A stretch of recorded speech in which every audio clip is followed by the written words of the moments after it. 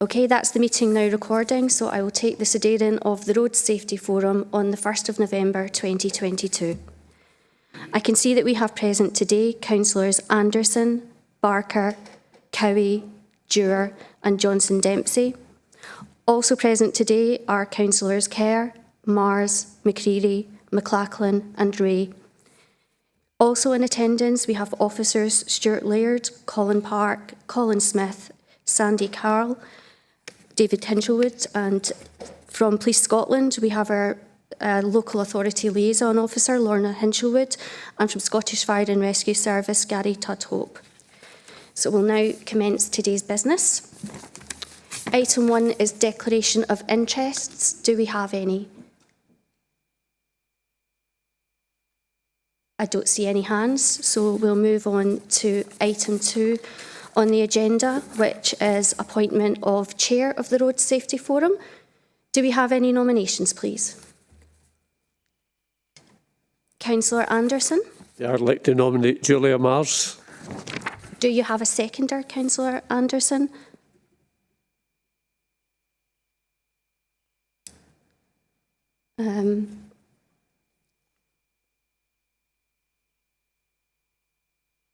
Do you have a seconder? I do. Hold on. Councillor Dewar? Yep, I'll second that. You'll second it. Okay. Councillor Cowie? I'd like to nominate David McLachlan.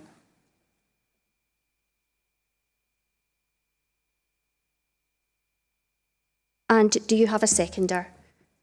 Yep. Councillor Kerr? Yeah, I'll second that. Second it. Thank you.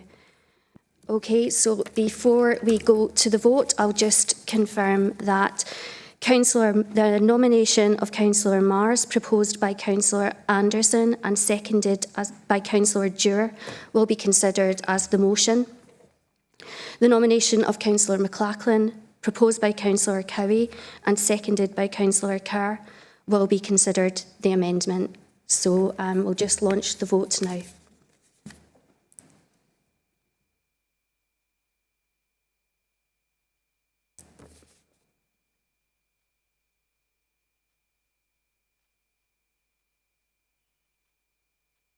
Oh.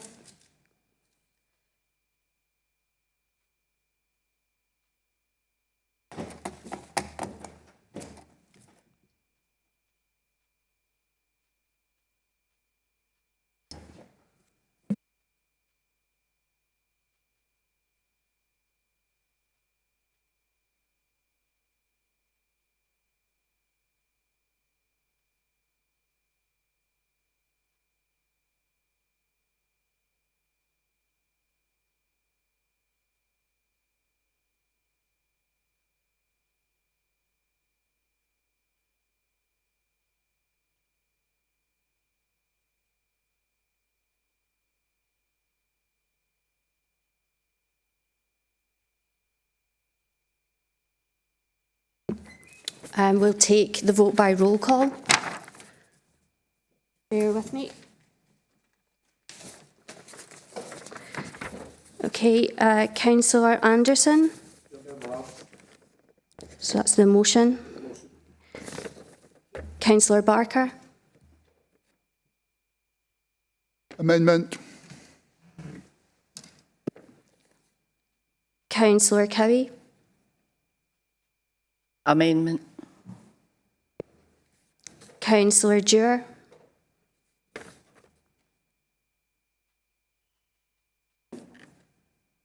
Councillor Dewar.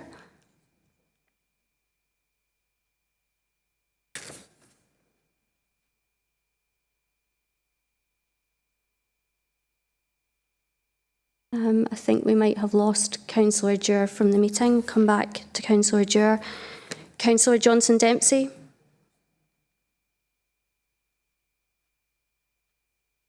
I think we've also lost Councillor Johnson Dempsey. Okay. Councillor Kerr. Okay. We could maybe ask them to submit their voting preferences to the clerk's mobile, if that's possible. Councillor Kerr. Councillor Mars. I think again we've lost Councillor Mars. Councillor McCreary. Councillor McLachlan. And Councillor Ray. Okay, we'll just give this a few moments, if you don't mind, till we get the voting from the other members, if you bear with us.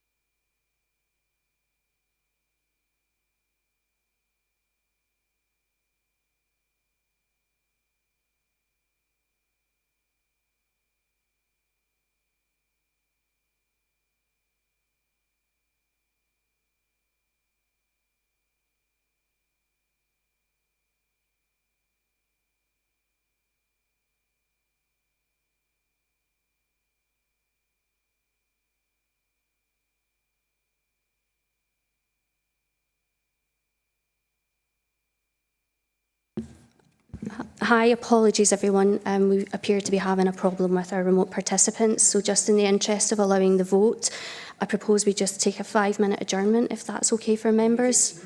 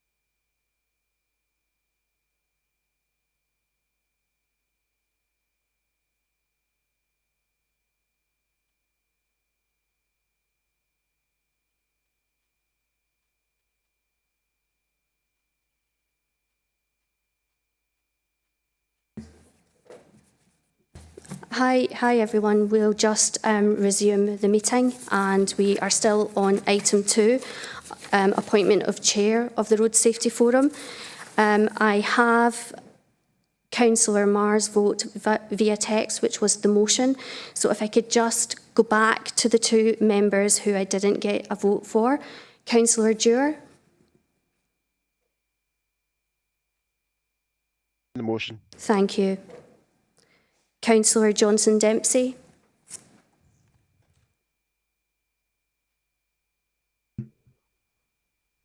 Hi, Councillor Dempsey. Johnson Dempsey. Sorry, motion. Thank you. Thank you. Thank you. Okay. If I could just advise, there were 4 votes in favour of the motion and 6 votes in favour of the amendment. I therefore declare the motion carried, and Councillor McLachlan. I therefore declare the amendment carried, and Councillor McLachlan is chair of the Road Safety Forum. And if I can just invite you to come and take your place.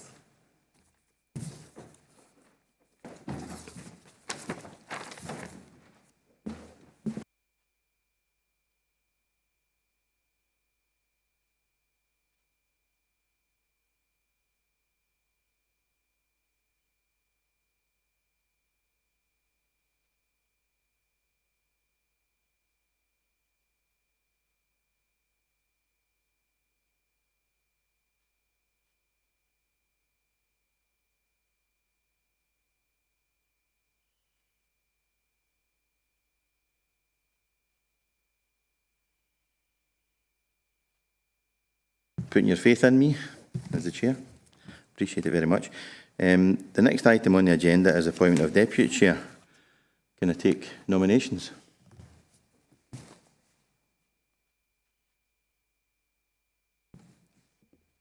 Councillor Barker. Nominate Margaret Cowie, please.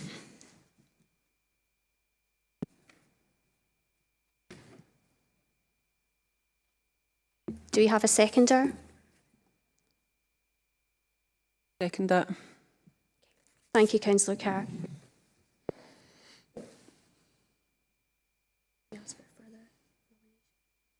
Any other nominations? Oh. Julia Marrs.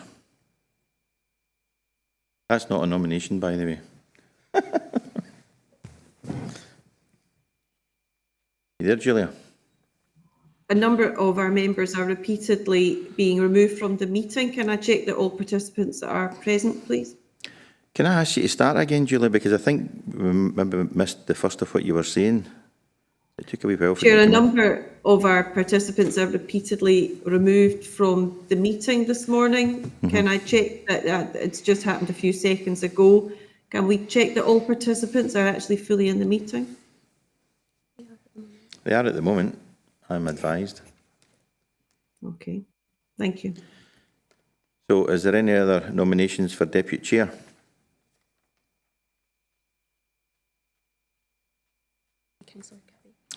Okay, so Councillor Cowie, you're duly elected as deputy chair.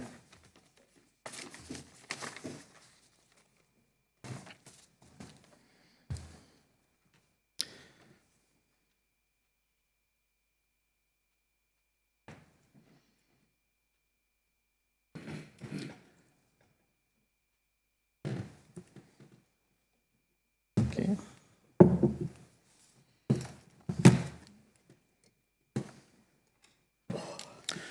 Okay, next item on the agenda is item number 4, which is the road safety and casualty reduction, which is pages 3 to 8.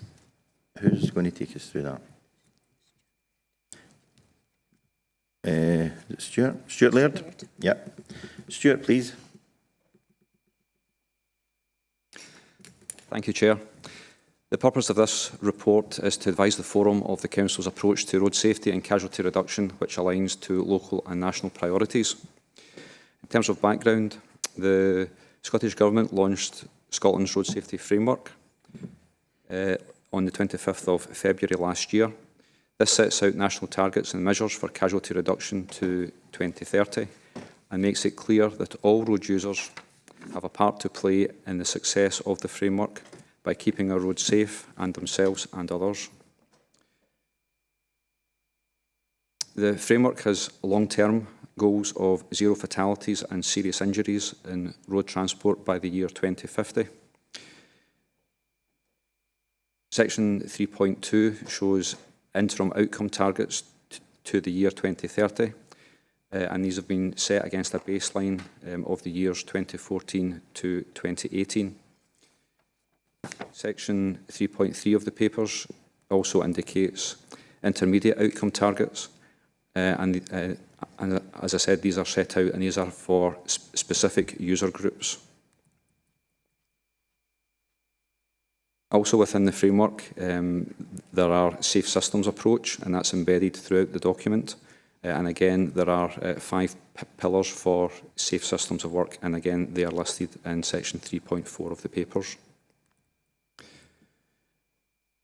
In terms of the Council's own policies, they are set out in our current local transport strategy, and these seek to reduce the number and severity of road casualties within South Lanarkshire.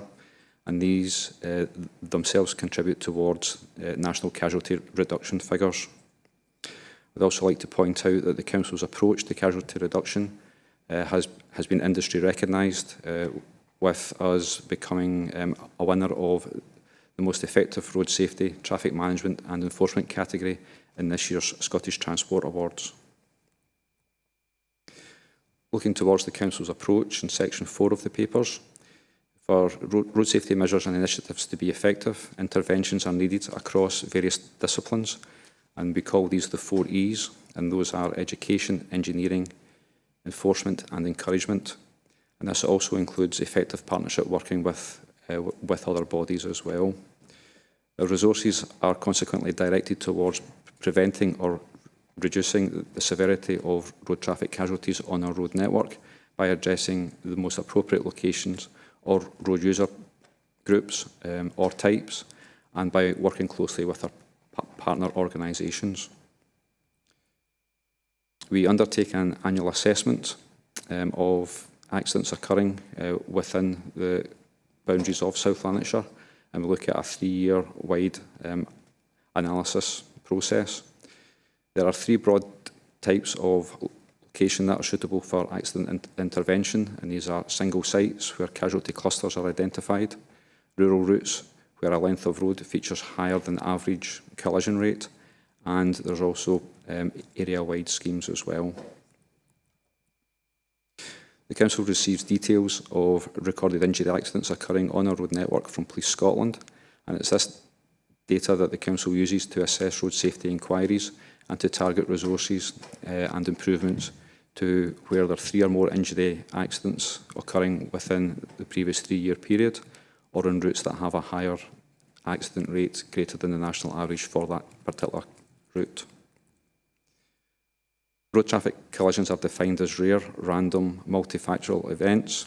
Therefore, the minimum number of collisions that will allow for a statistically significant treatable pattern is identified as 3. Studies are undertaken to identify what actions would reduce the number of accidents. Therefore, improvement measures will be brought forward where we can identify common factors that may present these as clusters or on routes themselves. Once common factors have been determined, we then implement measures to reduce the risk of similar accidents occurring in the future. The Council will deliver annual prioritised road safety improvements at identified locations, routes or areas. In terms of assessments of routes, these generally are undertaken on A and B class routes and conducted on an annual basis in sections to determine the accident rate for that particular section of road. We also then apply weightings where there are fatal and serious road traffic collisions, and also we identify whether there's vulnerable road users or groups and ages are represented in those casualties. And the details of the weightings are set out in section 4.8 and 4.9 of the papers. This provides greater priority to locations experiencing more casualties and where vulnerable road user types have been involved. In terms of single site assessments, these are identified as locations where there have been 3 or more injury accidents occurring within a 3-year period. And again, weighting factors are applied to that, and those are set out in sections 411 and 412 of the papers. There are also other considerations that we make as well, taking cognizance of road collision trends. We also, casualty injury severities and vulnerable road user groups are part of that consideration process. Single site and routes that do not specifically meet the above criteria may be included for further investigation and action where alternative information or data is presented. Such information sources could include from partner agencies, where there's non-collision data provided from Police Scotland, Fire and Rescue, or adjacent landowners, for example. Due to the success of the Council's approach, there have been lower numbers of sites and routes occurring that have been identified for investigation over the last year. The Road Safety Framework has got an additional approach, and this for focus placed on vulnerable road user groups, and they are listed in section 416 of the papers. Ongoing actions spanning education, engineering, enforcement and encouragement continue to be developed, and will continue to work with other partner groups as well. In terms of financial implications, we get funding from various sources, such as Scottish Government, Satellite Partnership for Transport, as well as utilising the Council's Road Investment Plan as well. There are no significant implications in terms of climate change and sustainability, etc. There's no significant risks associated with this report, and the report does not introduce any new policy, function or strategy. I would draw members' attention to the links to the Council's values, priorities and outcomes listed in the paper, and also make reference to a previous Road Safety Forum paper for the priority of road safety engineering projects for this current financial year that was presented on the 1st of March 2022. The Forum is asked to note and support the contents of this paper. Thank you, Chair. Thank you, Stuart. I've been informed that there's an intermittent problem where people attending remotely are in and out of the meeting. So I'm not going to ask you to go all over that again. But I wonder, how many people have we got participating remotely?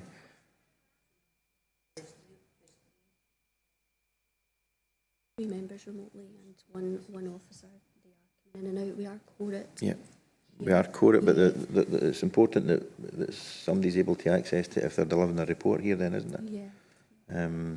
We have the police officer at the moment, but she has been kind of in and out. In and out. But we are on to IT. Okay. So, any views, members, as whether we should carry on or... I think most people are here, so just carry on. Okay, so I'm going to... Sorry, John? Yeah, I'm just wondering how bad it is, because I'm getting it up here that they're getting let in, and then as soon as they're in, they're kicked out again. Aye. There's nothing contentious in the papers. Oh, that's what I'm thinking. So I don't know if we should just carry on with it. Yeah. But I think something, if it's important, then the next time we need to actually... Yeah. Uh-huh.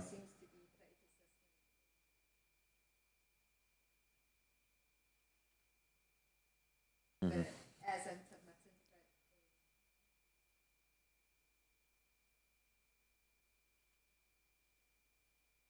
Yeah, I'm quite happy for it just to carry on. There's nothing contentious.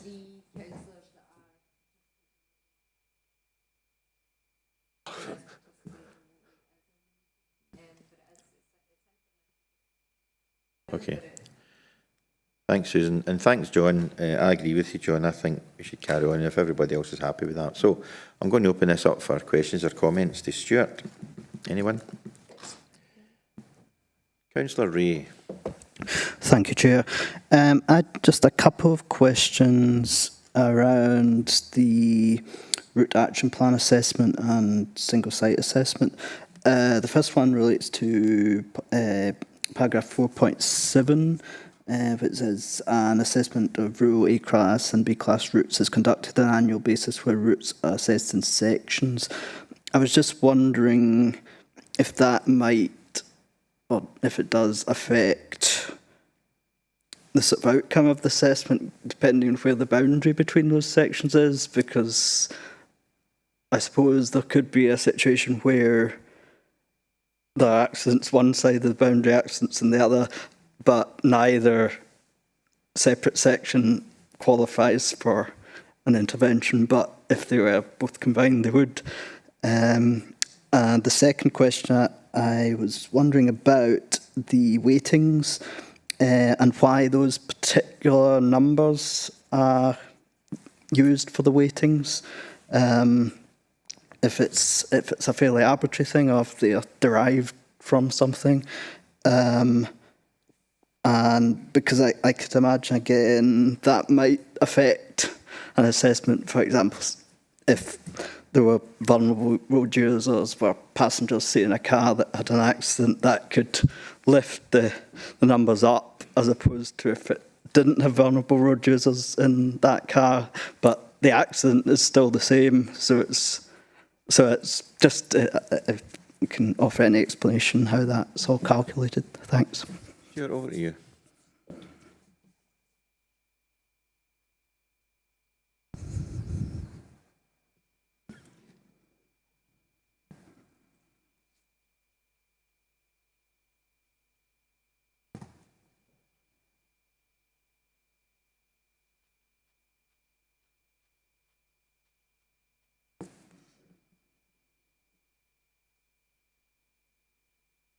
You said it, Colin. It's not activating. We're having technical.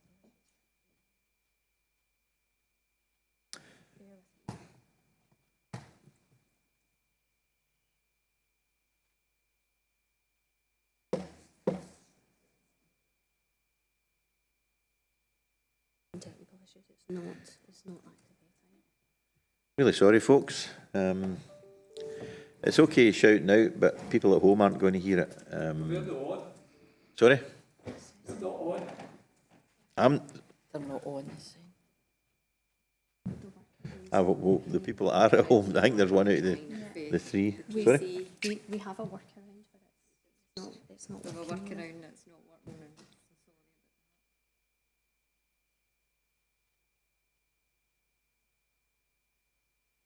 No. No. Can I try? Try put the chairs off just in case. Right, I'll sit.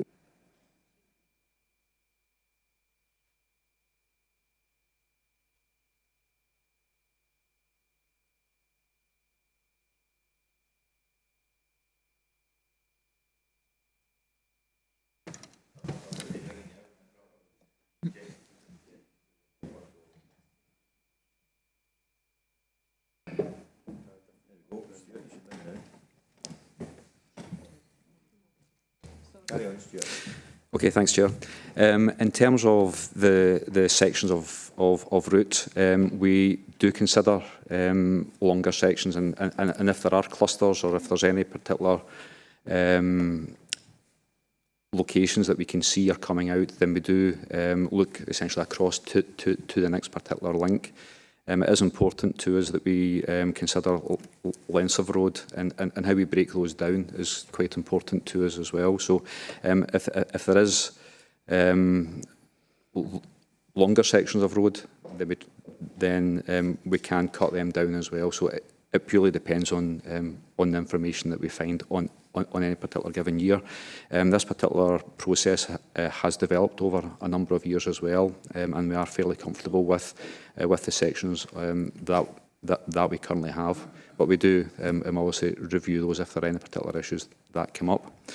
In terms of the weighting factors, we looked at those in detail, and we came to the conclusion that the costs associated with accidents, so that's a cost to to society. There's guidance given in national documents that we use, and we use that monetary value as a guide to how we should set weightings. So, for example, for a fatal accident, the cost to society is significantly greater than if you were slightly injured. So it's a fairly well-established process as well, and it's something that we take guidance from various nationally applied criteria, guidance and documents as well.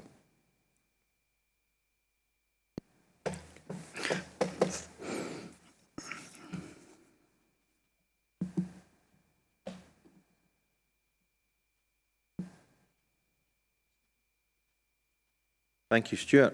Norman, does that answer? Thank you. points? That's helpful. Thanks. Thanks very much. Councillor Kerr. Oh yeah, I just wanted to pick up on 3.7 and say congratulations for your award from the Scottish Transport Awards for being recognised for the most effective road safety, traffic management and enforcement. Congratulations, I think that's really outstanding, that's fantastic.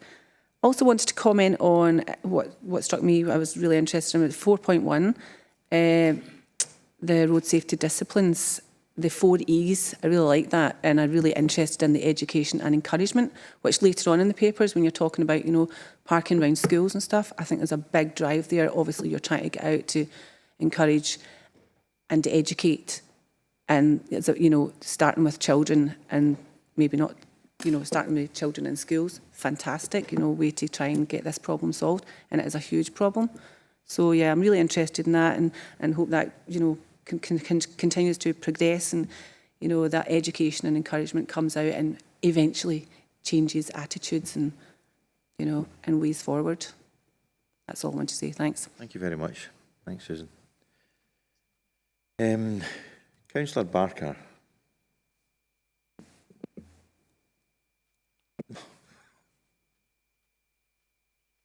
Thank you, Chair. Going back to 4.7, route assessments, I wondered where unclassed roads fit into this. Rural areas have some very long unclassed routes, usually without pedestrian footways. And anecdotally, the amount of traffic is increasing, rural routes, but they're starting to get busier. And a very significant number of drivers basically treat them as racetracks. In other words, driving as fast as they can without due consideration. So I'm making a point, but the question is, where are unclassed routes assessed for safety? Thanks. Stuart. The unclassified routes are included in the single site assessments for clusters, for example.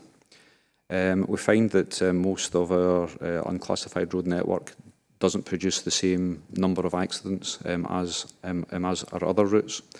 The other thing is the A and B class routes, the speeds on those types of roads generally are higher. Therefore, the severity of any accident tends to be more severe. So the unclassified road network that you're referring to in rural areas, we do plot all of our accidents to find out the locations, specific locations on the routes themselves. And again, if there's any particular length of road or section of road that we can see a trend emerging, then we would obviously treat that as well.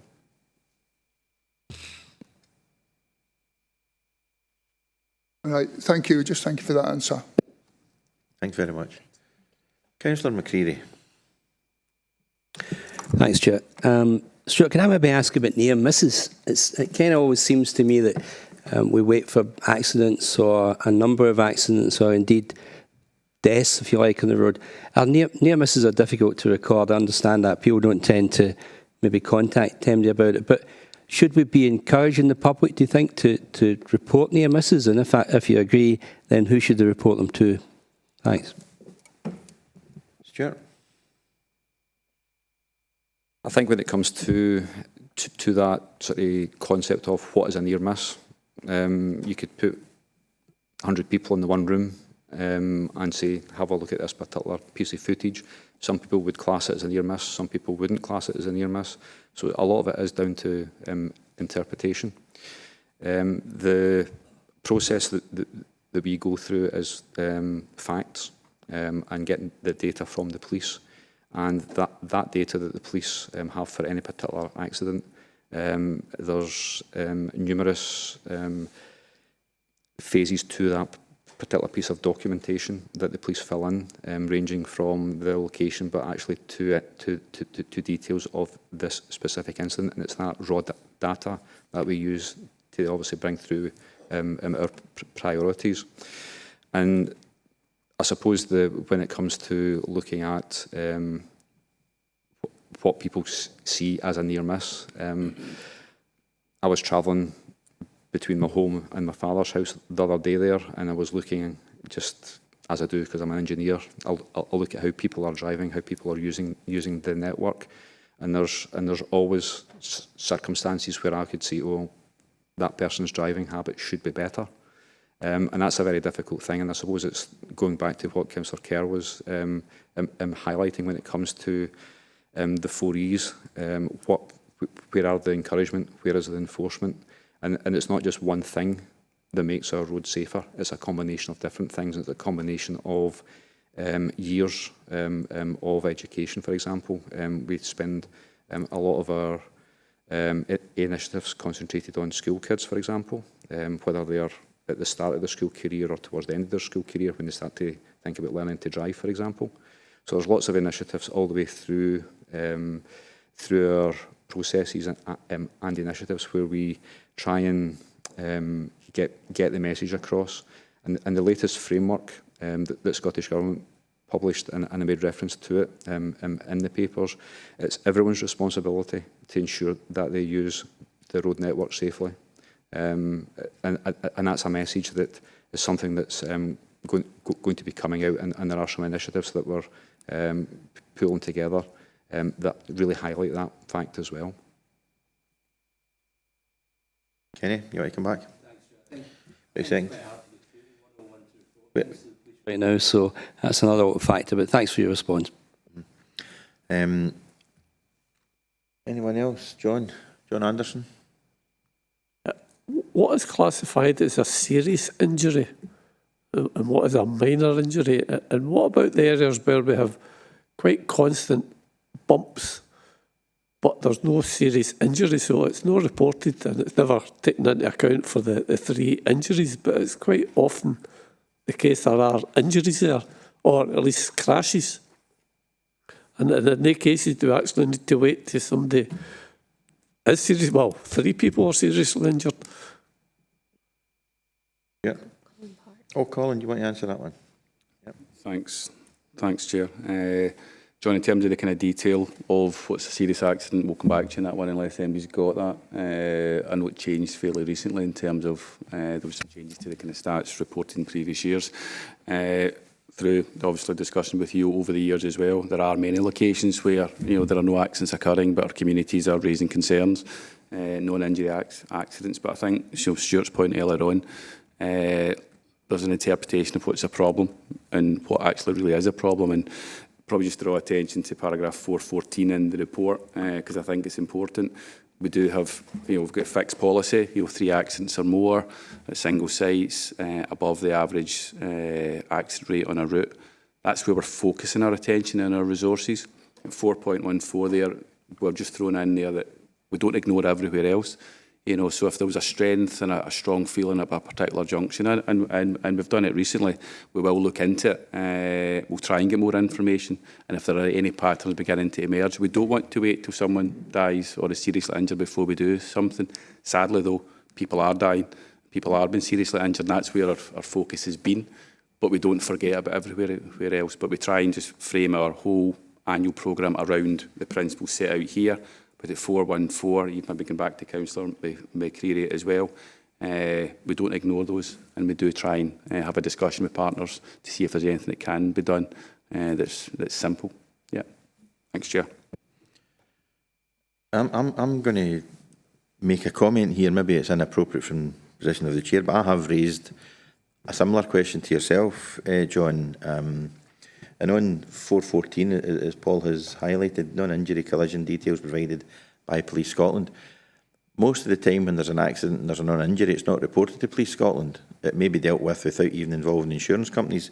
And I asked a question, and I can't remember if it was here or even at your committee, John, in the previous administration, where this, I feel that it's flawed, personally speaking, that the system is flawed, because it's personal injury, accidents or fatalities that will dictate what measures are going to be put in place.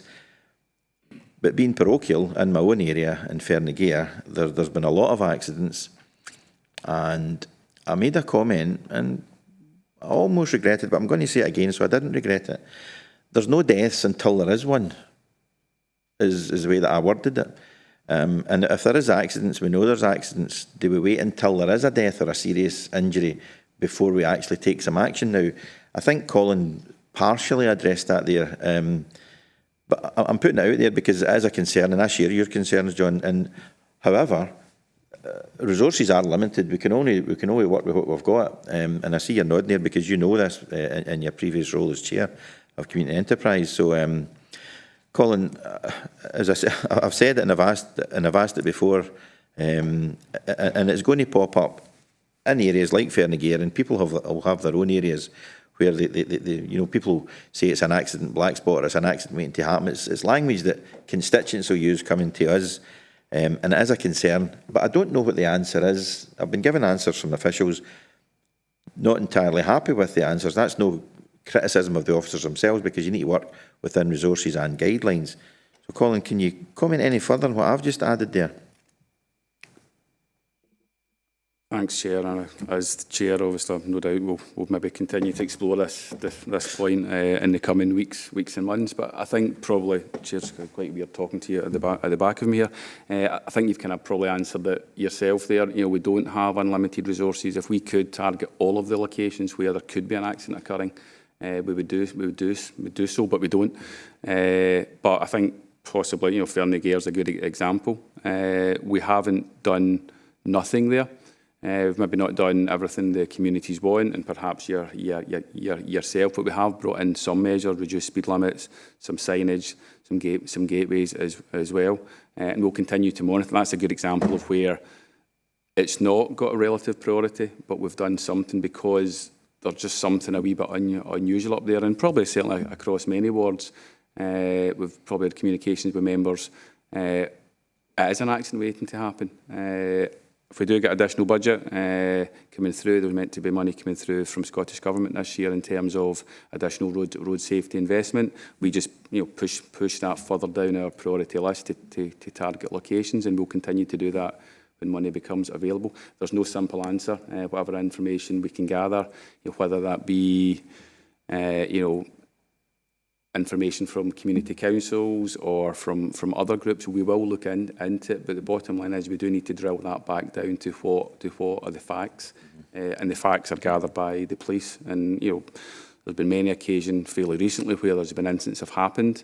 For want of a better term, the road environment's been blamed, but it turns out it's driver behaviour. Perhaps it's been a drunk driver, a drug driver, or whatever. So that's when you drill that down.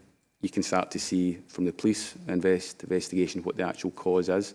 But again, just drawing attention to 4.14. Our job is to reduce road casualty numbers, and if we can reduce them and we know the cause and there's a solution, we'll try and target it. If we don't know the cause and there's just random accidents caused by driver behaviour, there's not much we can do. And that's not to say we don't try, Chair.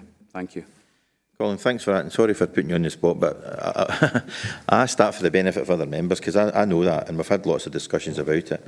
And I'm highlighting Fernagare, but there'll be people across the council area who will be highlighting concerns, and officials will be looking at those, and I know they do, and they look at those and they prioritise them. So if Fernagare isn't getting what my constituents are looking for, is because some other area is more deserving of that, and we're limited with the resources that we've got. So Julia, do you want to come in?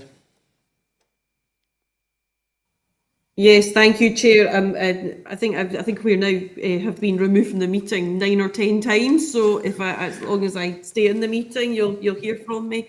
I think what I would say, and in support of Colin Park's comments, and I'm sure as Chair of the Road Safety Forum, you'll come across increasing information about this. But you know, stopping the injury and non-injury accidents is sadly not a silver bullet item. Sadly, I wish it were, that we could flick a switch and change what is human behaviour. The only way you totally remove accidents is when you actually change the human behaviour of people who are minded to speed regardless of the consideration of others. That what I can say is that I'm so aware that whilst we have on the papers today the interaction from the police in terms of the moderate and serious injury accident data, in addition to that, I'm well aware that there is communication between Police Scotland and roads officers, even out with that communication, sharing of information and also information from the community. So whilst we can't be everywhere all the time, there are eyes and ears across South Lanarkshire, even right down to broken fences, where a farmer or a landowner will get in touch to say, well, my fence is repeatedly broken. So clearly there are accidents happening, but it comes down to education, encouragement and enforcement, and that's an ongoing and sadly slow process, because none of us can be everywhere all of the time. I think the accident stats for South Lanarkshire do speak for themselves, and actually whilst any injury or... Oops, dear.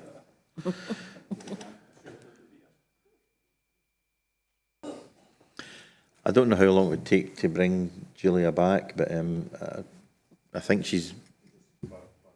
Is she? You see it?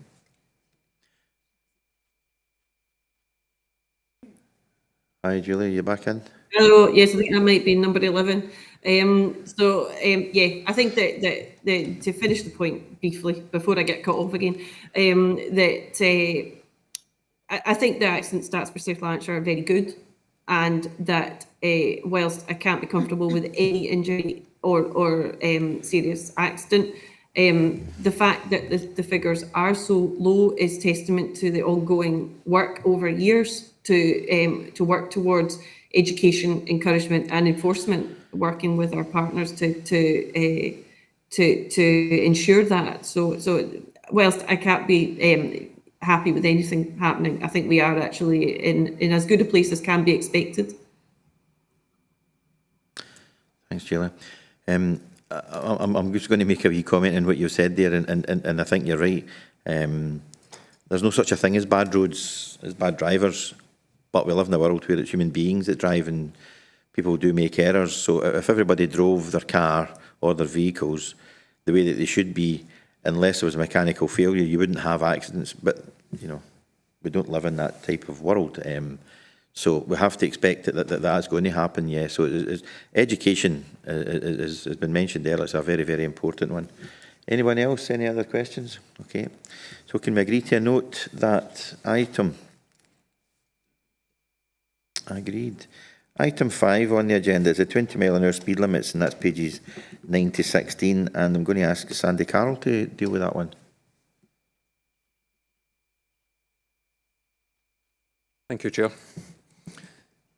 So the background in paragraph 3.1, in 2001, the Scottish Government launched Scotland's Road Safety Framework to 2030, setting out the national targets and measures for casualty reduction to 2030. Each roads authority contributes towards these. In addition, Transport Scotland's Strategic Transport Projects Review committed to develop a national strategy for 20 mile an hour zones and limits within Scotland. Furthermore, the 2021 programme for government committed, we will ensure all appropriate roads and built-up areas have a safer speed limit of 20 miles an hour by 2025, forming a task group to plan the most effective route for implementation. For clarity, an appropriate road is considered to be all 30 mile an hour roads unless a valid reason is provided as to why they should remain at a speed limit of 30. Section 4.2, the National Strategy for 20 mile an hour seeks to introduce a consistency for 20 mile an hour speed limits across the country, simplifying speed limits for drivers. It seeks to reduce perceptions of road danger, encourage people to walk, wheel and cycle, and create more pleasant streets and neighbourhoods, providing a more equitable balance between different road users, and will contribute to the implementation of the SAFE system. To help shape the direction of the strategy, an assessment of the existing road network is required, and each local authority has been asked to undertake this work. Guidance has been developed and approved throughout the National 20 mile an hour task group and has provided local authorities along funding for this work. Guidance set out place criteria and assessment process in order to assist road authorities in the collection of the required information. Until the roads are assessed, it is not possible to determine the specific number of roads affected or the financial implications. So Section 5 will detail the outputs of the assessment and it will result in the completion of a road assessment form for South Lanarkshire and will detail the following information. It will detail the overall number of the existing 20 mile an hour speed limit roads remaining at 20 miles an hour, the number of 20 mile an hour roads which will change to a 30, the number of the existing 30 mile roads which will remain at a 30, and overall number of 30 mile an hour roads which will change to 20 mile an hour roads. The report will also provide a red, amber, green rating to provide indicative costs for implementation or speed reduction measures may or will be required, or where signing only will be required to implement a 20 mile an hour speed limit. The results of this and all streets with the existing and proposed speed limits will be plotted on the GIS mapping, which will give an easy to read view of the plan. Future impacts in Section 6 are the completion of this assessment by all roads authorities will shape the future national policy and required local actions required. It should be noted that recent and planned works in relation to 20 mile an hour speed limits, such as enhanced works at part-time 20 mile an hour schools, will remain effective despite any future policy implementations. This national 20 mile an hour focus has been kept in mind during recent works with regards to existing 20 mile an hour speed limits. Employee implications. The road assessment will be issued under tender and a contract appointed to undertake this work. A scope is currently being prepared and it's anticipated that an award will be made by the end of the calendar year. The study will be complete by spring 2023. The financial implications. Following agreement by the Scottish Government and COSLA leaders, funding of £1.4 million has been distributed across 32 local road authorities to resource the commencement and completion of the assessment. South Lanarkshire Council's share of this funding is £84,000. Significant funding will be required to progress and implement any outcome of this assessment. A similar exercise previously undertaken concluded there would be the need to allocate an estimated £3 million to implement such works, which would require external funding. In today's money, this figure is likely to be near £4 million. There are no significant implications in terms of climate change, sustainability and environmental implications associated with this report, and there are no significant risks associated with the report either. The report does not introduce a new policy, function or strategy or recommend a change to an existing policy. Therefore, no impact assessment is required. I'd just like to draw your attention to the Council values, priorities and outcomes within the report as well, and the previous Road Safety Forum paper presented to the Road Safety Framework on the 30th of November 2021. Thank you. Thanks, Andy. Do you have any questions or comments? Councillor Barker. Thank you, Chair. Do we have any assessment of how much the 20 mile an hour speed limits are actually complied with? I mean, the impression is very rarely, and I mean, anecdotally, I've been overtaken several times in 20 mile an hour zones. You know, the idea is, I mean, you know, the purpose is good, but do we know how many people actually obey these speed limits? And maybe we should think of making them advisory if the vast number of drivers do not slow down to 20 miles an hour.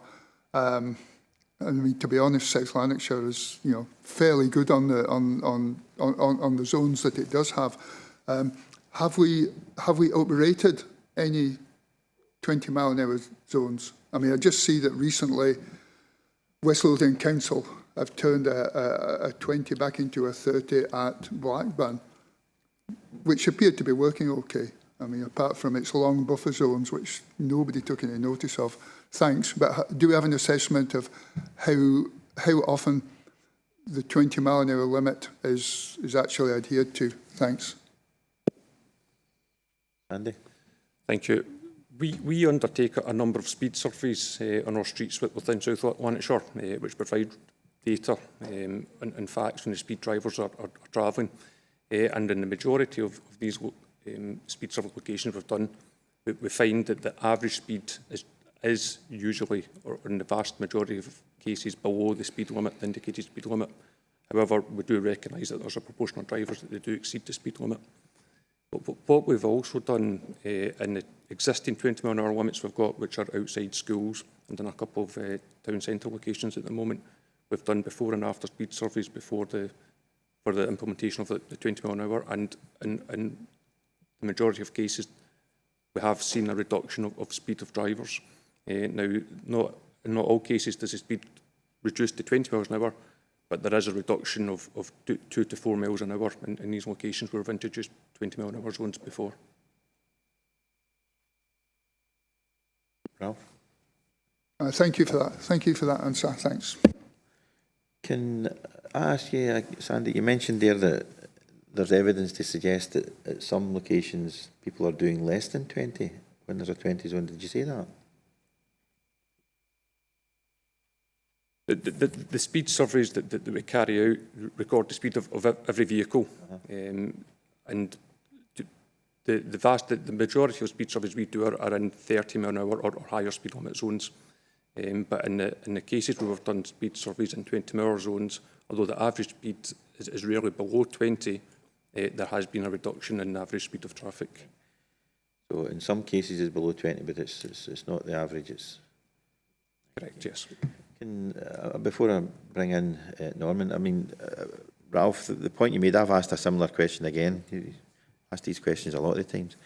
But I've asked a question about the 20 mile an hour zones. I've asked of the police, because there's one where I live, and I've never seen the police there to try and catch anybody with their handheld devices or whatever. I've never, and it's been a good number of years. And I see people just regularly just travelling at whatever speed they feel. It doesn't matter if it's a 20 or a 30. And for me, it feels a bit weak. And that's no criticism again. Sorry if I'm sounding like I'm having a go at the roads guys here. You know, it's good that these things are put in place, but I think we need the backup of enforcement. But I've never seen it. And I've asked the question and I didn't get a very direct answer from the police. They couldn't answer at the time. So, and I wonder if any of the officials can give us any feedback on the impact that it's had due to the reduction in speed, and the impact of that is due to people being prosecuted, or have you got any? If you don't have any of that information, anyone? Stuart, Colin. You're just waiting to press it, didn't you, Stuart? I think in terms of answering that honestly, I would suggest what Sandy had said was probably the more appropriate one. Those people who are sensible, appropriate, responsible drivers who had previously been travelling at 30, made a decision, maybe not travelling at 30, but maybe just above 30. When you make it 20, they take a responsible decision and they'll come down a wee bit further. Sadly, those people who will always speed will continue to speed. Enforcement does work, but like ourselves, I've no doubt colleagues in Police Scotland are under pressure in terms of resources.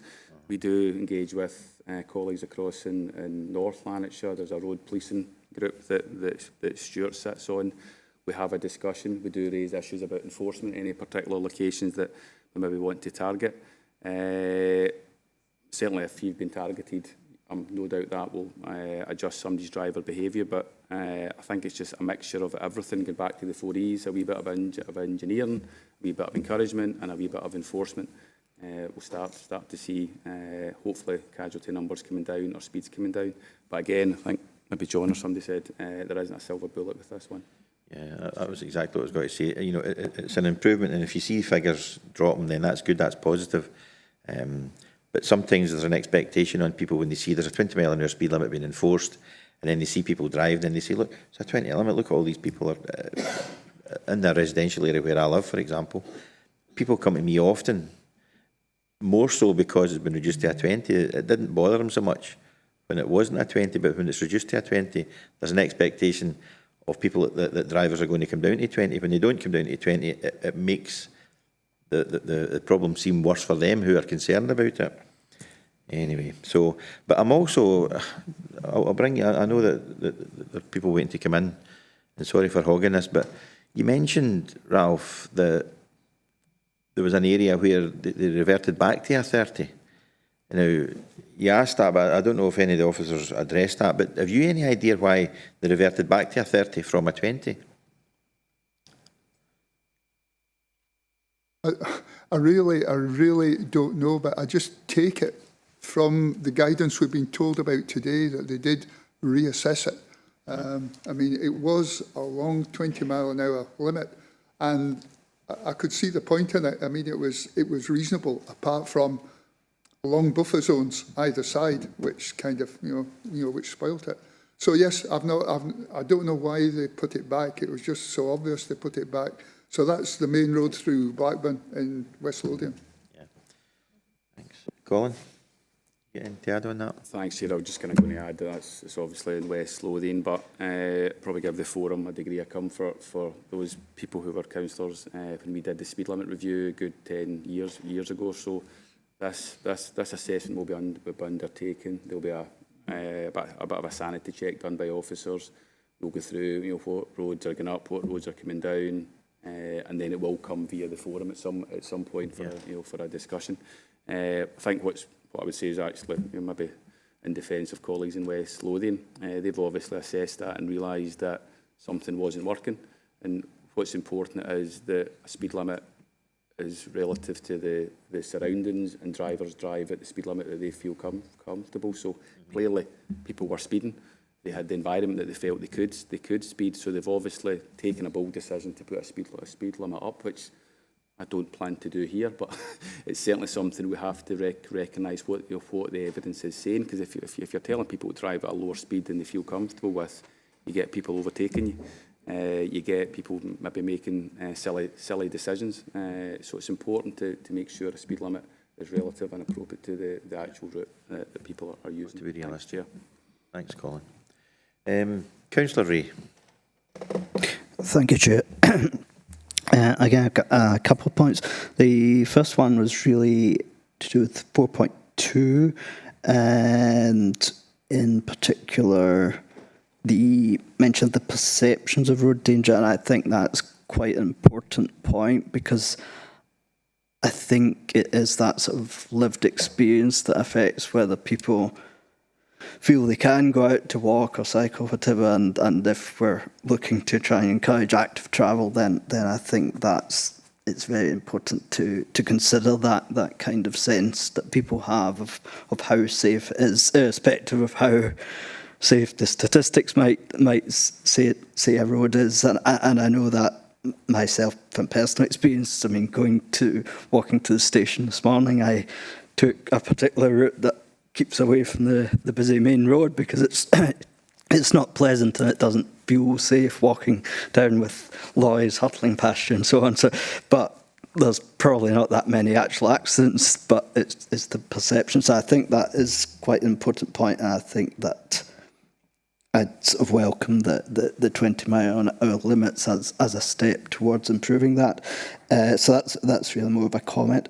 The question I had was relating to, in the section of outputs, 5.1, I was just wondering when these decisions are made as to which roads are going to have 20 mile an hour limits and which are not, will members and indeed the public have any opportunity to respond and have input? Perhaps if people in a community feel that a road that isn't being included in the 20 mile an hour really should be, or indeed vice versa, will there be any sort of process for that? Thanks.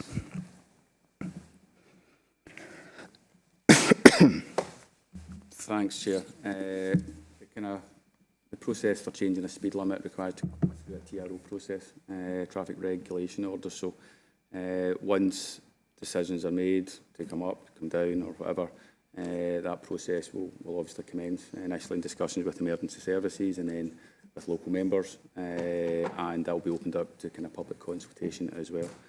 I think this need to find a fine balance between responding to what our communities want, and I'm saying this in quite a bold way, because everybody will want 20 mile/hour speed limits, and quite simply it's not going to be appropriate. So it's important that it's evidence-led, and it's consistent across Scotland as well. Driving in a 20 mile/hour speed limit in Hamilton should be the same as driving in a 20 mile/hour speed limit in Cumbernauld or Dundee. So I think that's where, to a certain extent, we're bringing a consultant in to look at it. Get 4 professionals here. An evidence-led decision will be presented to members and our emergency service colleagues. So a fine balance will have to be struck. Hopefully that answers the question, Chair.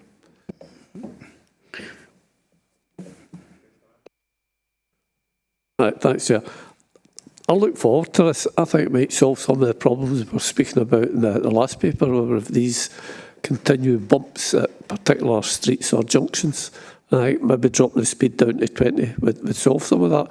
But my question is, would this impact on any assessments that we have for school crossing patrollers or zebra crossings or crossings, pelican crossings, whatever, the fact that we've dropped the speed from 30 to 20?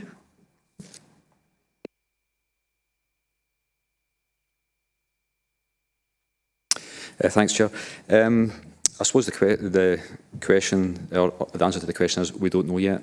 The way we assess controlled crossings is through the gapped acceptance methodology, where we look for, we time the difference between 2 streams of traffic crossing each other. So, for example, if there's a gap within those streams of 10 seconds, can a person get across the road within that 10-second period, for example?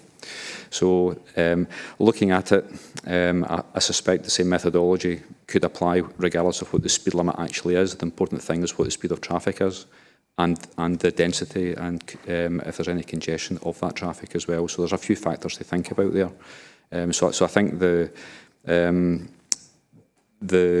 for controlled crossings, then it's the methodology won't change. And I suspect the answer won't change by following that, regardless of whether the speed limit is 20 miles an hour or not.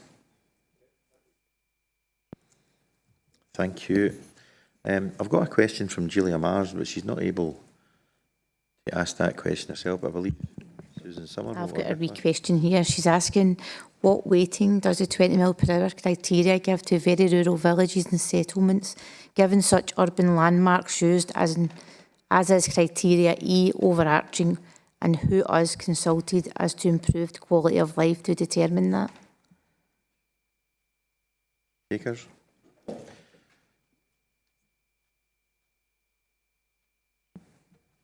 Thank you. Sandy? All existing 30-mile-an-hour roads and built-up areas will be included in the assessment process. There's not one road will take priority over other for the assessment. They'll all be assessed on an equal basis, regardless of whether they're in a rural village or a town centre location. Colin? Thanks, Chair. I just wanted to come I just suspect this will probably come into a close, this paper. This is not a panacea, this is just us identifying what we could do. Just draw your attention to the section at the end there, potentially needing 3 to 4 million to do it. So this will just allow us to identify what we can do and then start that discussion with whoever, whether it be council funding, whether it be external funding, whether we can continue to be clever as we try to do using active travel funding, where we look at a corridor, we put in active travel infrastructure and we try and do other bits around the edges. So it's not a panacea, it's a good development, and I think Councillor Anderson's kind of right to acknowledge that, but it will require some investment to actually follow through with it. Thank you, Chair. Thanks, Colin. So we've got no more questions. Can we agree that paper? Agreed. Item 6 on the agenda is parking and road safety at schools, and that's pages 17 to 24. I'm going to ask Colin Smith to address this paper? Colin? Thank you, Chair. The purpose of this report is to outline the Council's approach to parking and road safety around about schools and some of the measures and opportunities that we employ as a council to encourage more sustainable journeys as well. The background set out within section 3 of the paper regarding obviously the issues that we do see round about schools, the indiscriminate parking, perhaps road user behaviour, and a variety of issues that results in, whether it's blocked footways, limiting crossing opportunities for children and those going to and from school, masking visibility and the kind of general frustration, congestion that can ensue round about our schools. Obviously, each school has a different level and mix of issues and things that happen round about that area, which really depend on their geographical location. For example, whether they're rural or urban or residential or in a built-up town centre location. So the issues that result, such as congestion, unsafe driving and parking practices, and conflicts that may take place between pedestrians and vehicles, these can potentially lead to accidents round about our schools and requires the support and involvement of a variety of stakeholders with these issues. It's worth noting, though, that accidents involving children are and remain at relatively low levels within South Lanarkshire. And of any accidents that involve children, less than half of them are going to be during the school run time. And further detail regarding that is provided within section 3.3 and 3.4 of the paper. So this paper just outlines some of the key considerations, actions and measures regarding parking and road safety measures round about schools, as well as noting the Council's approach to these measures. So firstly, section 4 is the statutory enforcement practicalities and the capacity that we have within South Lanarkshire within section 4. So first of all, the Council is responsible for the enforcement of waiting and loading restrictions, as well as the control of on-street parking following decriminalisation in 2005. Because we have got that responsibility, it doesn't preclude the police from enforcing relevant legislation that involve parking and road safety matters or obstructions or dangers round about schools either, but that will be commensurate with their other duties. In the circumstances where a vehicle is obstructing the footway, the police can and will judge that on its own merit. They will take that as an isolated issue and look at that. Police officers may request vehicles to be moved, and dependent on the circumstances, appropriate enforcement may be undertaken. It could result in penalty points or a fine, but it's very much dependent on the circumstances and how the police officer views and deals with that situation when they come across it. If a vehicle is parked in a dangerous section, then under section 22 of the Road Traffic Act, then it can be considered by the police as well. But again, where this comes into play, if a vehicle is parked dangerously, the police will look at that on its own merits and see what the most appropriate action is at that time. It's likely that the police will have a positive conversation with the relevant individuals where these issues come up, but certainly if it is causing a specific issue near a school crossing point or within a controlled area, then they will respond to that and they will deal with it appropriately. It should be noted that most of the schools are located on roads where parking restrictions are not particularly in place because they're generally within residential areas out with main town centres. But in cases where there are restrictions which can be enforced, then our parking attendants can and do attend to those as much as they can within the capacity that we have within that service. Next item under section 5 is the car-free zones. So we have car-free zones, an initiative where streets outside a school are closed to traffic at school journey times. And this helps to achieve a safer, more pleasant environment for those travelling to and from school and still maintains access for residents, businesses, pedestrians and cyclists at those times. At this present moment in time, we've got 2 pilot car-free zone schools in place within South Lanarkshire. One is Burnside Primary School in Rutherglen and the other is St Joseph's Primary School in Blantyre. And they started operating after the Easter holidays in April 2022. So this prohibition on traffic movement is a moving traffic violation. So it's Police Scotland who have got the enforcement capability for a car-free zone. So warning signs are provided at the entrances to these zones and on the approaches, so drivers can clearly see in advance of these zones and take the relevant actions and alternative routes which they need to do to avoid these streets and these closed times. There are exempt vehicles and they are required to display a pass to allow them to travel within these times, and that includes people such as those that hold a blue badge or emergency vehicles and things which are exempt as well. So any future adoptions of such an initiative as this will be considered as part of a suite of measures resulting from school travel plans and the actions and initiatives that come out of those, and will also hinge on the information that we gain following the evaluation of these first 2 car-free zone schools as well, to see what the successes have been or what the challenges have been to weigh up how these have fared. So once the monitoring has been concluded with these 2 schools, a paper will be presented at a future meeting of the Road Safety Forum. Section 6 details the measures to encourage active and sustainable travel through school travel plans. So school travel plans obviously focus on journeys to and from school, but looking specifically at how to encourage safer, more active and more sustainable journeys.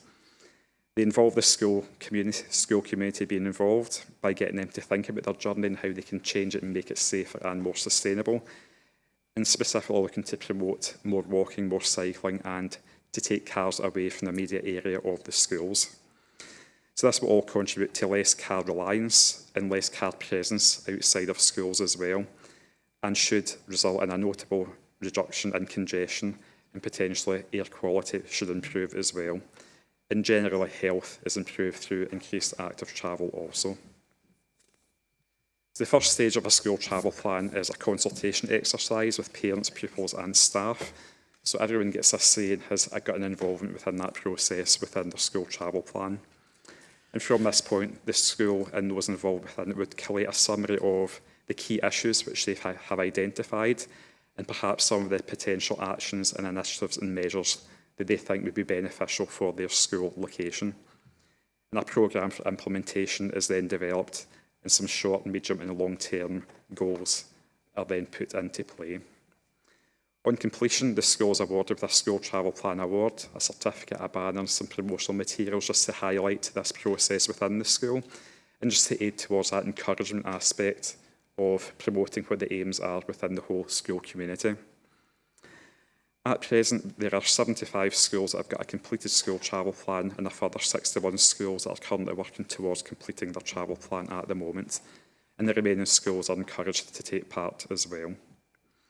So feedback from some schools that have been involved has shown that they feel it's been a positive initiative to be involved within, and it's helped them to identify some issues, but also positively some potential actions and measures to put into play to aid them with what they're experiencing round about their school, and also provides an evidence-based model so it can be used for future funding as well where appropriate. Every school is also going through a process through the Council's Health and Safety section by having a traffic management plan. So the completion of their school travel plan has also been included within this process here.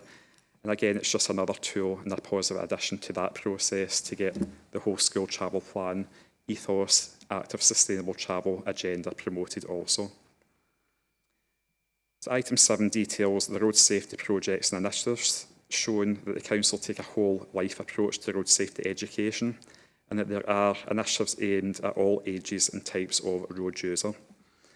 Very important, and we believe that good habits are developed when people are young.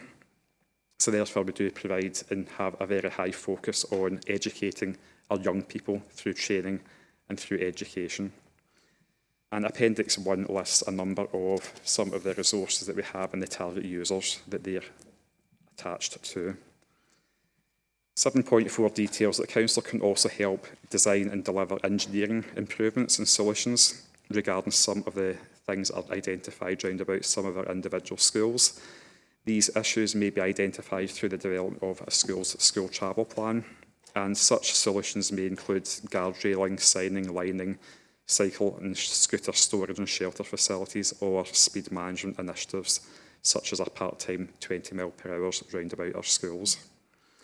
And to some degree, these types of measures are funding dependent as well, just to note that.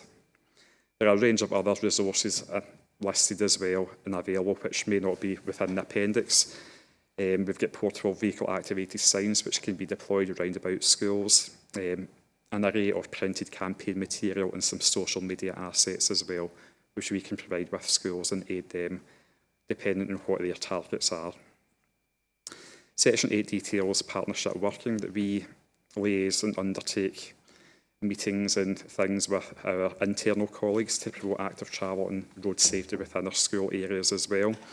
One of the good examples is our environmental services with the Beat the Street initiative, which requires players to be actively walking and travelling sustainably between different points, again, part of a kind of online game. So that's been operating most recently within East Kilbride, and this is a very high uptake and seen lots of people out on foot and on bike as well. We also take partnership approaches with our external agencies and also groups and organisations where appropriate as well. A couple of examples there, Community Action Lanarkshire and also local development trusts as well are sometimes involved within the school travel plan processes. So these can add value to our existing work and also help to shape future priorities within local areas as well. So in conclusion, in section 9, there is no single solution to all the parking issues or road safety problems that may be experienced at or near our schools, but it requires a variety of solutions to be developed in conjunction with our full school community and to have their buy-in towards this process as well, taking recognition of their local area and the local people that are involved within their school community as well, who they can add benefit to. But certainly encouraging active and sustainable travel is key to this process to improve the safety round about our schools as well. So schools are encouraged and in some cases required to complete a school travel plan, and they do that with and in liaison with the head teacher, parent council, education resources, ourselves within Roads Transportation Fleet Services, Police Scotland and any other partner that's deemed beneficial at the time with the school. And all these partners have got a part to play in ensuring that solutions are taken forward that are appropriate to the school location. However, we do need to recognise that success of school travel plans and the success of any solutions is dictated by the commitment given to them, whether that's by the school itself or by the parents or by the children, that we all need to embrace and champion what is actually put into play for the schools to improve things and to promote sustainable travel within each individual school. But certainly the school travel plan is deemed to be the most appropriate mechanism to address these matters. In terms of employee implications in section 10, there's no specific employee implications associated with this report, but we need to consider the fact in the context of available road safety employee resources, which have decreased significantly in previous years. In terms of financial implications, there's no financial implications associated with this report, and any initiatives or actions will require to be prioritised from external funding streams, and a modest level of revenue funding is made available for the education, training and publicity aspects that we may employ round about our schools to help them with issues that they have. There's no specific implications in terms of climate change, sustainability, environmental implications, but certainly anything that's promoting active and sustainable travel positively impacts upon those things there. There's no other significant risks with this report and no impact assessment required. The links to the Council values, priorities and outcomes are detailed within the paper, as are some previous references which you may find useful. So the forums asked to note the content of this report and to support the ongoing approach to road safety and work within schools. Thank you, Chair. Thanks, Colin. Any questions, comments? Okay, Councillor Kerr. Yeah, I just want to say I totally wholeheartedly agree. There is no single solution here. It's, it's very difficult, and you're taking steps just now that look really good, like the school travel plans, excellent ideas there. Although I do wonder, and the two pilot, what the CFS, I can't remember what that stands for. Car-free zones. Car-free zones, yeah. The two pilot ones just now. So my gut instinct is when I read that, I'm just thinking, does it just move the problem to the next street? Now, from experience, having been in East Kilbride, parking zone permit places, it just moved the problem elsewhere. So that's my gut instinct. I know you're waiting on an evaluation and you're monitoring and all the rest of it, and that will come out in time. But that's what I feel just now is maybe happening. Is it too early to provide any feedback in Susan's comment? Colin? Yeah.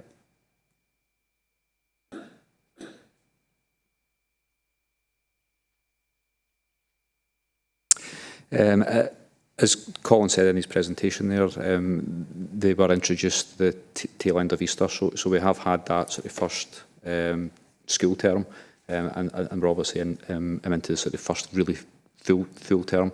Is our intention to undertake some monitoring? We have been out and established what has been happening just to get a handle on things. We have been getting some feedback from some of the local residents as well. So we're at that information gathering process at the moment. So we will feedback more details to a future forum.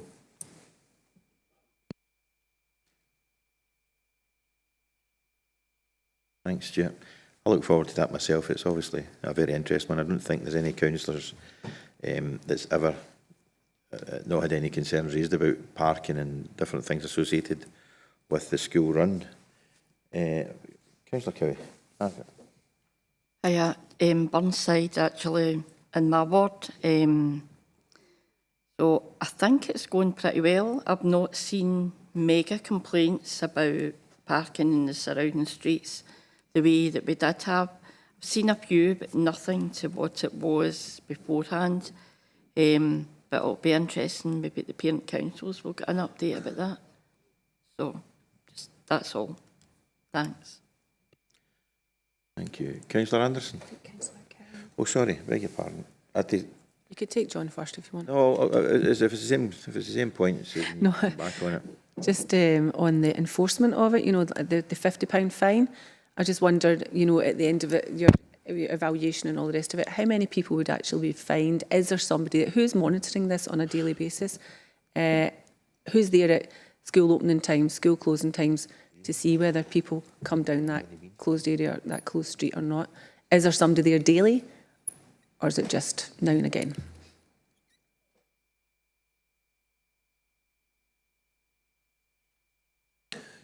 Thank you. It's the enforcement is not something the council can undertake. It's a moving vehicle violation, which is only the police can enforce it. We have worked closely with the police in implementing these two trial schemes, and they do enforce it, but not on a daily basis. But they've been very accommodating when we've requested localised enforcement. They've been very accommodating. Okay, thanks.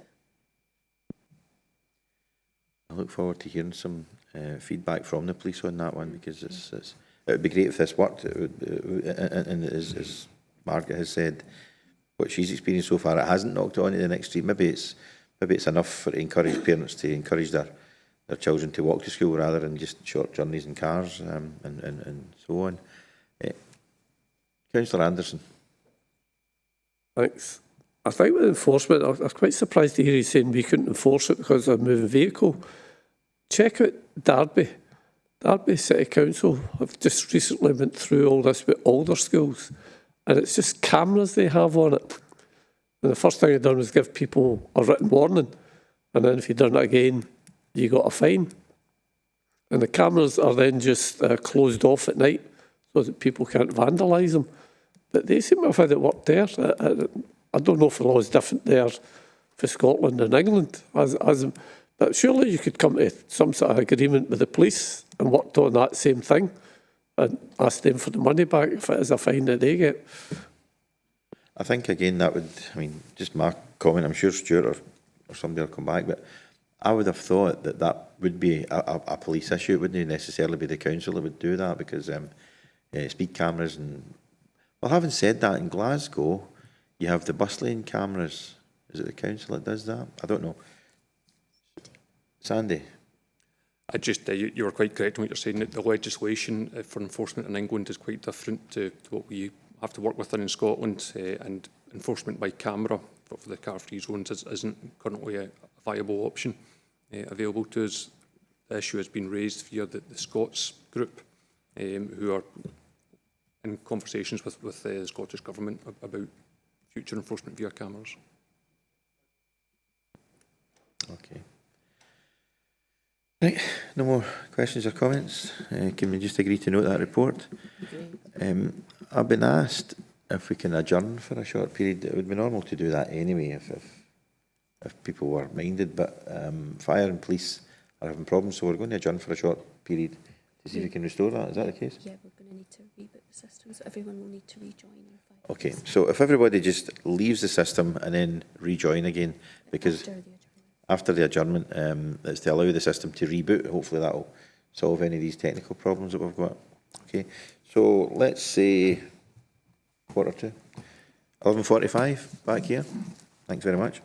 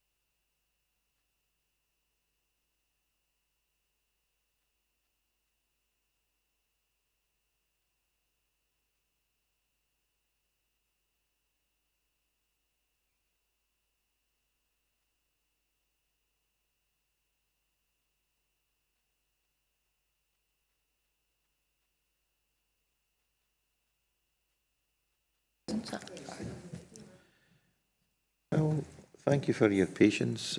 Hopefully that's resolved it. Have we had word from Julia? Is Julia able to access? I think they were in the meeting, but Nicola's, is it? Oh, it's just It's thrown through Nicola back out. so, All right. Oh well, that's unfortunate. Get some members in. Got some members. Some members in. Right.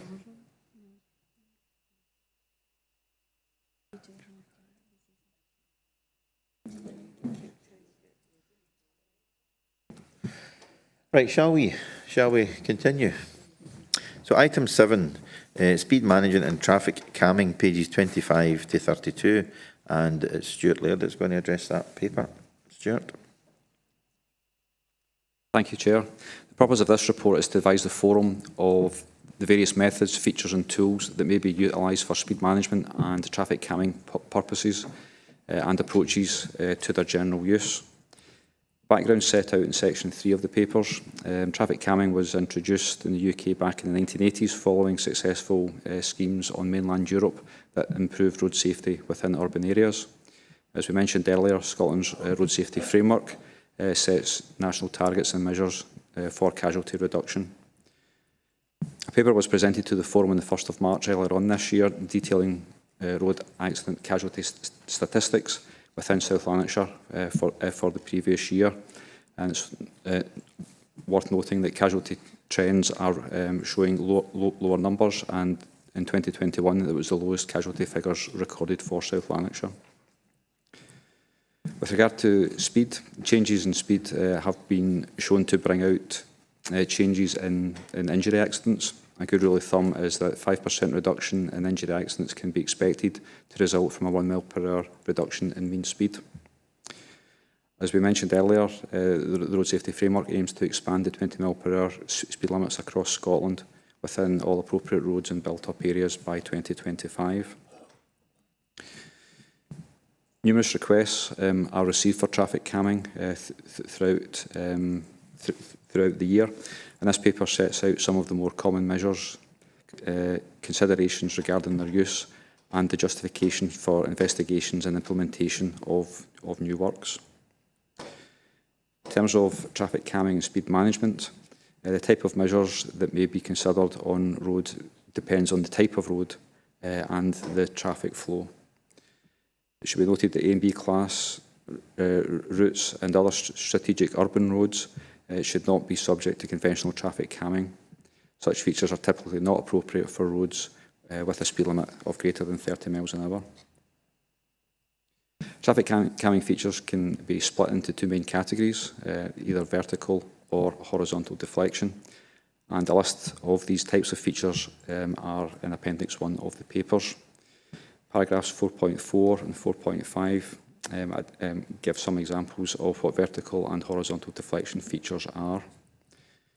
In addition to those, we also look at signs and road markings, and anything that we do are in accordance with guidance and national documents such as the traffic signs regulations and general directions.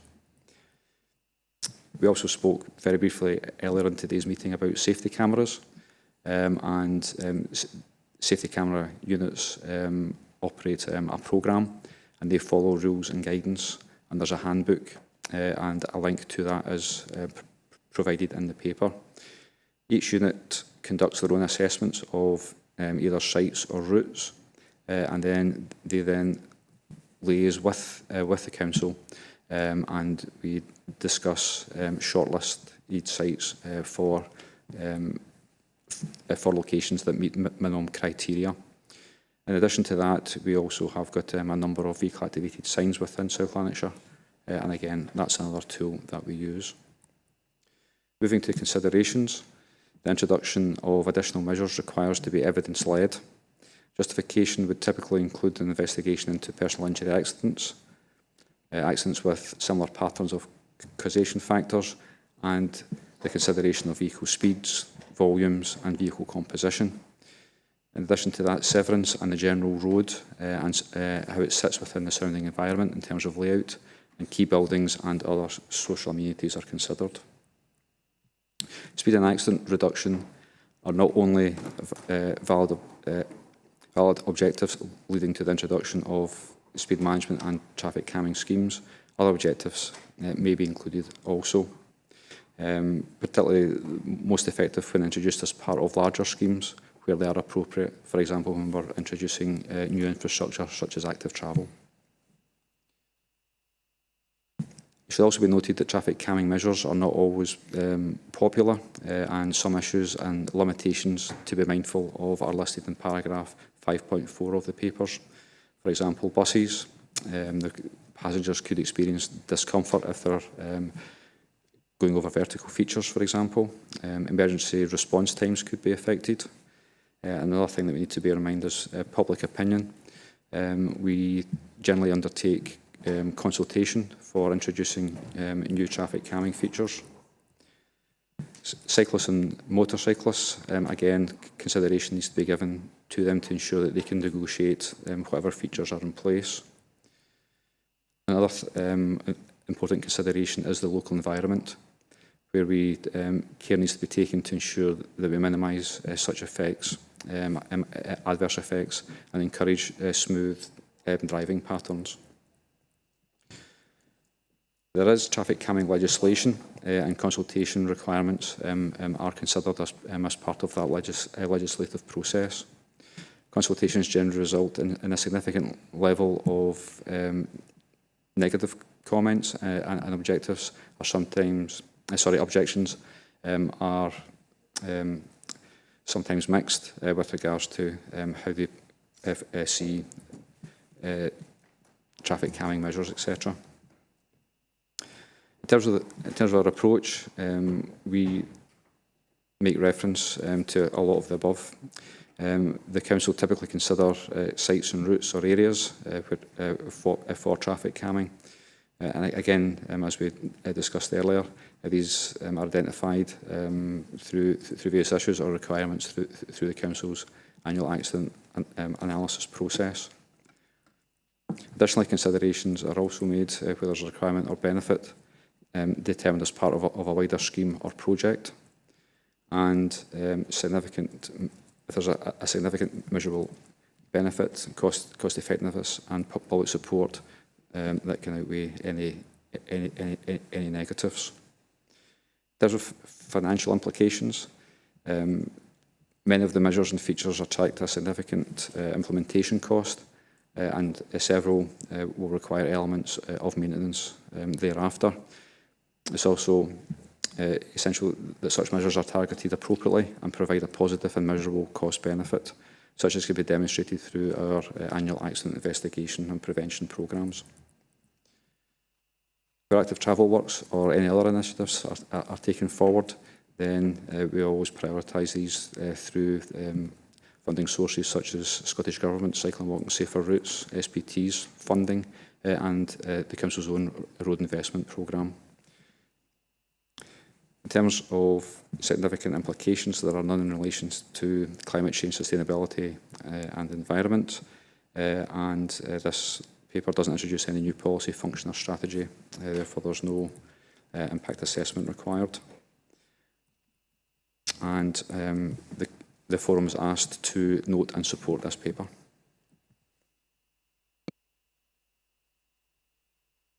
Thanks very much, Stuart. Is there any questions or comments? Councillor Barker. Thank you, Chair. First of all, I must congratulate the Roads Department on not going in for speed bumps as a way of controlling speed. Would be disastrous. However, most of these schemes are really based on the idea of controlling speed, seen as basically we're not allowed to control speeds directly. But, they bring other snags. Now, in particular, there is, one scheme which was more a cycling enhancement scheme than a traffic calming scheme. But on a main traditional haulage route, we've ended up with, I would call them chicanes, a 20-mile-an-hour speed limit, and the chicanes have caused all sorts of problems. So as it happened, I was assured that before the 20 mile an hour limit, the average speed through this village was 30 miles an hour, which I didn't think was good enough, but it just showed that, an average speed. So we maybe could have tried a 20 mile an hour speed limit and seen how that works. But we've had a series of chicanes with priority signs. Now, in all the traffic accidents, have we included all the accidents involved where vehicles have run into these signs and in one case ended up on its roof? So it must have put the actual number of accidents up on that stretch of road. There's, a host of other issues which we haven't got time to go into. I would say in one way, Roads Department failed, and that they should have anticipated this and have had spare signs ready to replace the ones that have been knocked down. Because what happens is there's been a few weeks where we've had the chicane, a priority sign on one side, no priority sign on the other side, which is actually just making it worse for everybody. As professional engineers, there is no way this system has reduced emissions. We've, apart from ordinary cars, we have a train of heavy lorries stopping and starting. And in any case, most drivers, speed up between the chicanes anyway. So do we have, after 6 months, can we think about a review of the success and lack of success of these schemes? I wouldn't say immediately. Let the councillors have all the available information first on the number of accidents that have been caused by this traffic calming, and the side effects which are not good as far as cyclists are concerned. Any comment would be welcome, but do we have an assessment after 6 months, 12 months? Thank you. Stuart. Thanks, Chair. The scheme itself that you're referring to, as you alluded to, has been in place for a short period of time to establish any trends, etc. Then we generally wait for a wee bit.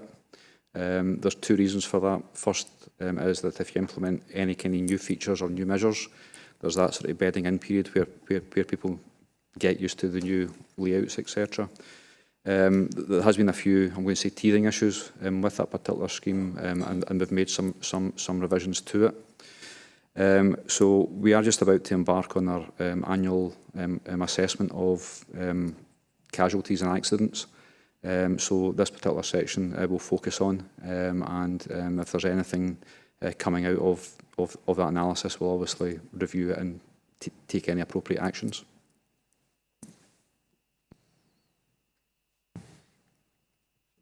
Yes, thanks. I'm pleased to hear that. Thank you. Can I ask where that section is? I don't know if you mentioned that right at the beginning, Ralph. Where is it? So first, right, Costairs Village, which, apart from ordinary traffic, which appears to be increasing, you'd expect it to be reducing. It has been a traditional road haulage route across from the south towards, the industrial and distribution terminals in West Lothian.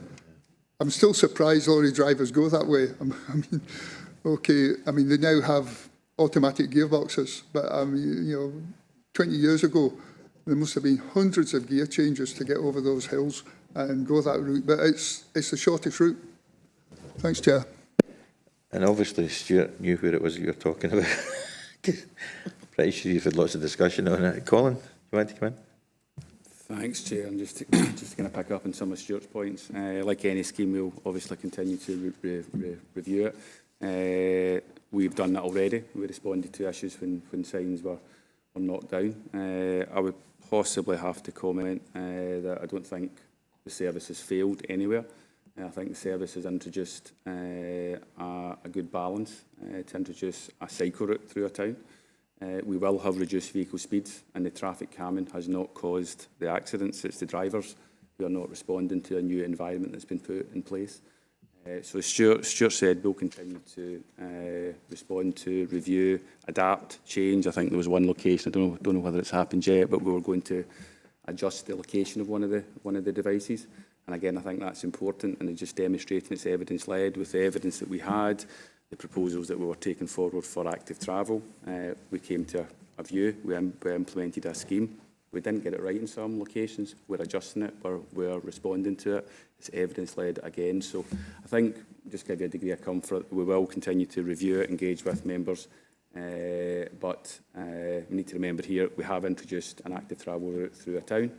We're connecting up our communities via active travel, which is the big driver for all of us. But we're doing it through towns which are of older design, and it's quite difficult to kind of balance up everyone's needs. So we'll continue to do that, Chair. Thank you. Anyone else? Yeah. You want to- Thanks, Colin. I look forward to the assessment. Thank you. Can I ask where, I know there was chicanes in place, and I know that locals got a bit frustrated with it. It was in Sherry Drive in Hamilton. Can I ask why those were removed? Yeah. Yeah, that was part of the Hamilton Community Growth Area as part of the transport assessment that was undertaken to support that development. There was a trigger point where that particular route was identified as becoming an issue. And that, the volume of traffic essentially associated with the development resulted in, or would have resulted in congestion round about those particular features. So we undertook a consultation exercise and put forward options to replace those features with alternative measures. And that was supported by the local community. You may recall that there was always some correspondence from locals who were concerned about the location of one in particular, and there was also correspondence when it came to inclemental weather, how those features affected traffic movements as well. So it was all part of the wider off-site roadworks associated with the community growth area in Hamilton. Can I ask what the alternatives were then? Because it was removed and you mentioned something about alternatives, but I don't know what that is. I can't see. I'll look out the paper. We did a paper, and I'll forward that to you. I think there was 3 options from memory. There was replacing the features with markings and road signs, which was the eventual one that came out on top. But I'll double check what the other ones were, and I'll get back to you. It seems, to me, it seems a little bit counterintuitive, because the traffic calming is there to slow the traffic down on a busy road, but as the road gets busier, you remove the traffic calming because there's extra volumes of traffic using it. It's... Comment? Colin? Chair, I think that's just, again, a really good point just to demonstrate the paper.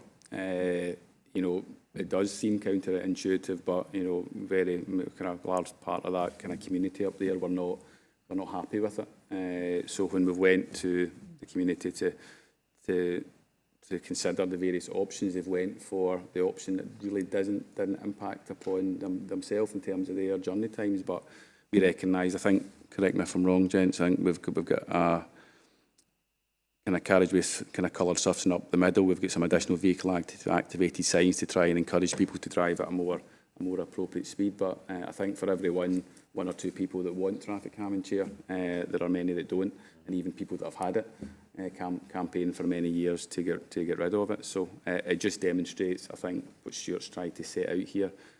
There may be some evidence-led reasons for us to do it, but for other parts of the community, it's not always appropriate. Thanks, Chair. Thanks, Colin.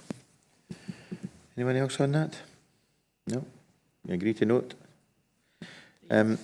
We've got information back from the police and fire that they can't get access again, and also they have to leave at 12 anyway, so for whatever reason we need to look at maybe people should stop asking so many questions here. No, I wouldn't say suggest that at all. Maybe fire and police need to make a little bit more time in their diary in future. It's been a while since I've attended, but is this a kind of normal time for this? Is it a couple of hours, 2 and a bit hours? Okay. So what I'm proposing to do, items 8 and 9 are for noting, as is all the items, so just agree to note them. But if anyone has got any comments or questions, we can relay that back to the appropriate officials. Can we agree to that? Councillor Anderson. Yep.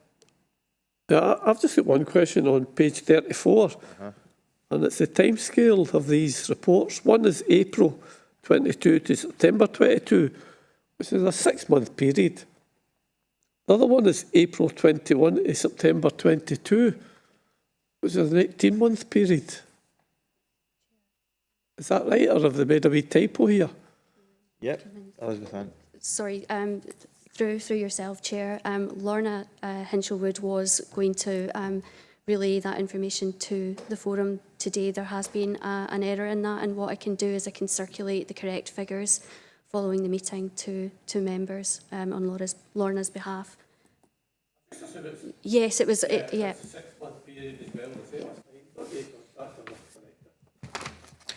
Thanks, John. Anyone else?